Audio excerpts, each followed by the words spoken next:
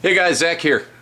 Today I want to share with you the Kirby Lambert edition TAD Dauntless. Now this is the very first knife that I've had from Kirby, so I'm really stoked to have it, and hopefully we can get some good views of it on camera for you guys and you can have a look at it. Now there was around 10 of these, I believe. Usually there's some smart ass in the comments that's going to tell me there was not 10 or whatever. There was around 10, I believe. There was 2 batches. Of the last batch, my buddy actually was able to score this one. And I managed to convince him to sell it to me. So I have a really good friend. So I got doubly lucky by getting this one, let's put it that way. That a close friend ended up getting it, so I didn't get, I did pay him a little bit more than what he paid for it from TAD, but still probably less than I would have found on the normal secondary market if you're even able to see one of these. I have not seen any of these actually pop up for sale, which is pretty impressive because usually you guys know the stuff that pops up on TAD finds its way to the secondary market almost instantaneously, at least a few of them. But yeah, I just want to kind of give my impressions and overview of this beautiful knife here. And I've had this knife for, let's see, I got it last Friday. I was kind of thinking it might end up being a safe queen, but unfortunately the way I am, I ended up carrying it. I've been carrying it ever since, so I've had it in my pocket for not a full week yet, I guess, but I have been carrying it. I have been doing some light cutting with it, nothing major. Of course, I probably won't ever do any kind of, I won't be prying open any manholes or anything with it, but I will carry it. It is just too amazing to not carry. Let's just go over briefly what kind of specs we've got here.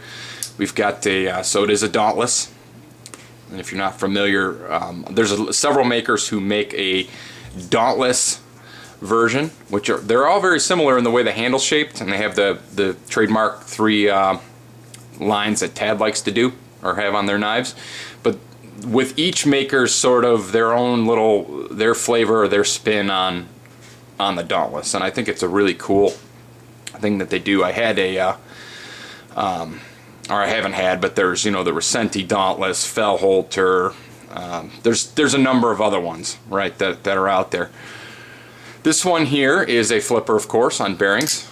Flips amazing. This is a 3.6 inch spear point blade in CTS XHP. Really dig that steel. I had to strop the tip slightly because I've been cutting some stuff with it to kind of bring that edge out, and it really doesn't take much with XHP in my experience anyway. Here's the blade. Camera, it's so nicely ground and so beautiful that the camera's having a hard time even picking it up. You can see here. Look at that grind. Those are just impeccable grind lines he's got going on here. Shallow blood groove or fuller. Give you the side here. Thing is a fingerprint magnet though. A little bit OCD, so I like to keep it wiped off, especially when we're on camera.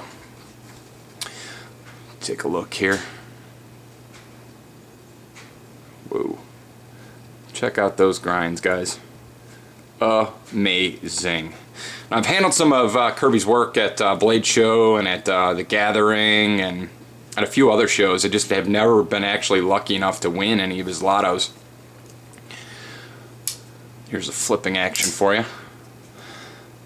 So of course that I think like I said, there's only 10 of these, so I don't think there will be any more.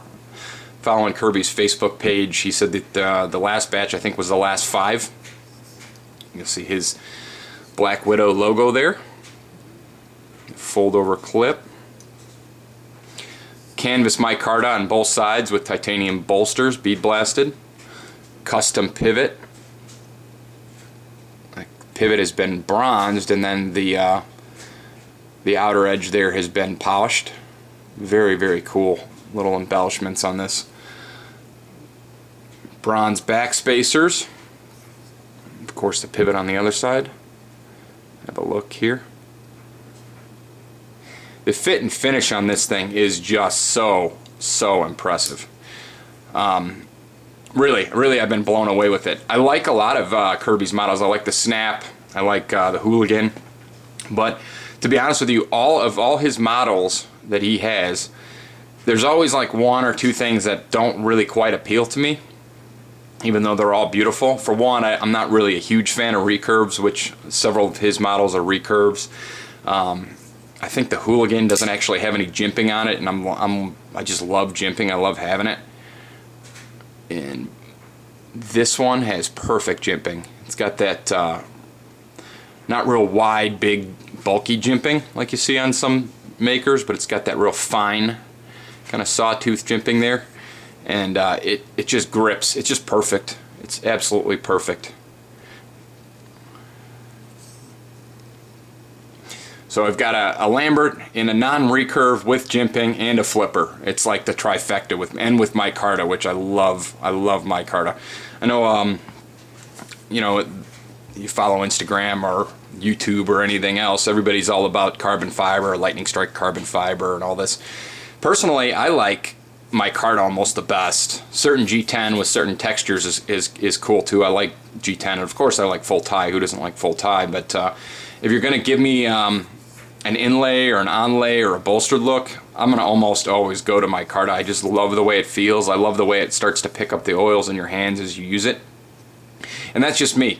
You know, I kind of try and form my own opinion in the knife world on just what I like. You know, and I'm going to buy what I like more than what the cool kids are buying or the bros are buying at any current point in time.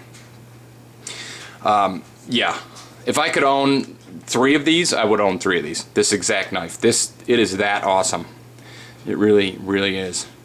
And for the price, really, you know, coming from TAD and what the price was on these, you're gonna pay that or more for knives that are subpar what this is. And again, that's my opinion. I'm not trying to stir up shit, you know, start knife drama and all that. We're all a bunch of big babies, but this is a very, very impressive knife, all the way around. I mean, just look at this flipping action here. Whether you preload it, whether you light switch it, no matter what way you do it, this thing just screams open. I mean, it is perfectly centered. Perfectly centered here. Amazing flipping action, amazing grinds, amazing fit and finish. Now let's talk fit and finish on here for a minute. I know I'm just kind of jumping all around with this knife. It's hard for me for me to collect my thoughts on it. It's so awesome. But if I were to close my eyes and run my thumb over here, take a page out of Jim Skelton's book, you have no idea that there's even a seam here between the Micarta and the Bolster. Same on the top. You're hard pressed to find a seam unless you're looking at it on this knife, the way it's fitted. The way the Micarta is so perfectly fitted to the liners all the way around. And I mean, it's not just, it's fitted this way everywhere. I mean, I've tried to find imperfections on this thing and I just have not been able to. It is just so impeccably constructed. You'll see here that it is a liner lock, which I have no problem with. I am perfectly fine with liner locks, and in a lot of cases I like liner locks over frame locks, just because I like the clean, smooth side here that you get on the clip side without having the whole frame and the lock bar cut in. I like that being, you know, kind of all covered up. Now, of course, it makes it a little bit more difficult to take apart because you have to take off the scale on one side to actually get to the inner screws that hold through the back spacers, but you shouldn't really have to take it apart too often. You see, here's your liner. You've got a nice early lockup, not too early, not too late, kind of a Goldilocks lockup. Look at the details in here on the lock bar, though. I wanted to point out. You've got the thumb relief cut there, which is pretty common, but then also right here, you'll see that the upper part of the lock bar is slightly beveled in also. It's just tiny little embellishments like that that just really stand out. Look at all of the little contour work that's done here near the flipper. Just fantastic. And I mean, no stick, no super overly tense lock bar to keep it from wiggling. You know, there's no wiggle in any direction, but sometimes you get those really stiff lock bars that in order to keep the knife from having any kind of rock or wiggle, there to be so much lock tension that it actually wears your thumb out over time if you're sitting here like most of us playing with it. This one, I've been playing with this knife every day, you know, almost non-stop since I've gotten it, and you can just open and close it, open and close it. I don't have any blisters on my flipper finger, and I don't have any blisters on my thumb from using it. Really, this knife, I'm just blown away. I'm absolutely blown away. Now, I think the first Dauntless that Kirby did was last year. Correct me if I'm wrong in the comments, but there was a carbon fiber non-flipper version that was very similar grind, same handle profile, just it was a non-flipper that came out last year. I was unlucky, didn't manage to grab one of those, and there was 2 batches of this one this year. And I'm glad that, not that I wouldn't have taken the one from last year, but I really love it in the flipper. It really is amazing. I'm gonna have to track down some more Kirby's work and start building a little Lambert collection here of my own, because you know, handling his knives from a buddy or at a knife show is one thing, but actually having one for any amount of time in your possession and just really being able to start appreciating more of the subtle little details that he has put into it, you know, it makes you a fanboy almost overnight. I'm trying to keep it steady here for the camera. I know I get a little bit shaky on some of my filming here. Give you guys a macro look at the knife. So I'm gonna carry it. I'm probably gonna keep it unless I get really hard up for money. Last year I got hard up for money helping some people out. So I had to sell off some of my collection. I'm really gonna try and endeavor to keep a hold of this one. I mean, it really is just that special. You know, even the seams between the pieces of tie here for the bolsters are just, they're completely flush, flawless. You'll see that Kirby, he actually mills out a little bit here on his blade right by the lock to allow the detent ball to slide through more easily. And I know several makers do this. I wish almost everybody would, because it really helps that thing flip open and lock securely into place. That detent gets a little relief there. I'll give you one more look at it here, and then I'll jump off. I'll quit my rambling, and hopefully you guys enjoyed seeing it in some high def video.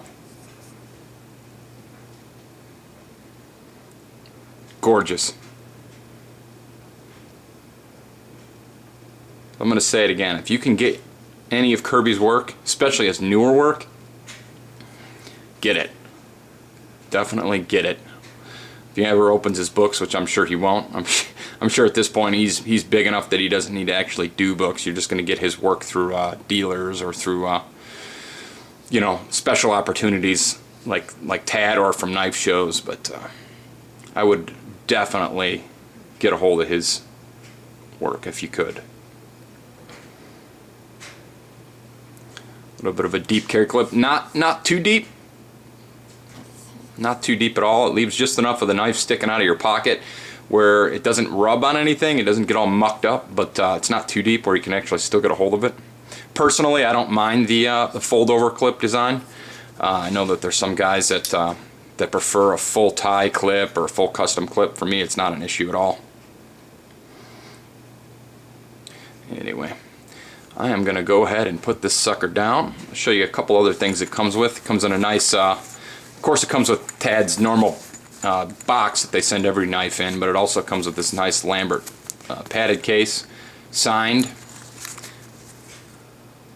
case, and also his Kirby's a bit of a guitar player, so he sends his logoed guitar pick. I'm a guitar player too. I don't know if I'll use the pick, but it's a nice little extra touch, kind of a unique thing to him.